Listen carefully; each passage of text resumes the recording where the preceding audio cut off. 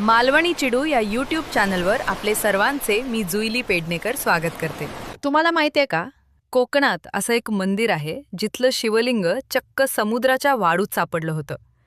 नमस्कार मंडळी, आज आपण भेट देणार आहोत समुद्राच्या सानिध्यात आणि निसर्गाच्या कुशीत वसलेल्या सुंदर आणि पवित्र अशा सागरेश्वर मंदिराला।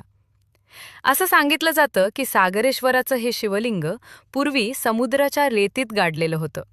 सुमारे 150 वर्षांपूर्वी सांडे घराण्यातील एका ब्राह्मणाला पहाटे दृष्टांत झाला। या दृष्टांतानंतर या ठिकाणी उत्खनन करण्यात आलं आणि तेथे हे स्वयंभू शिवलिंग सापडलं। यानंतर भक्तमंडळींच्या सहकार्याने हळूहळू या पवित्र मंदिराची रचना साकारत गेली।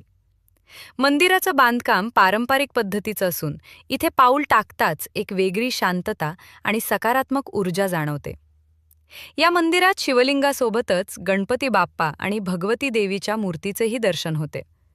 महाशिवरात्री आणि श्रावण सोमवारी इथे भाविकांची प्रचंड गर्दी पाहायला मिळते। तुम्हीही कधी कोकणात आलात तर या दिव्य आणि शांत सागरेश्वर मंदिराला एकदा नक्की भेट द्या। व्हिडिओ आवडला असेल तर नक्की लाईक करायला विसरू नका आणि कोकणातील असेच नवनवीन व्हिडिओ पाहण्यासाठी चॅनलला सबस्क्राईब करा।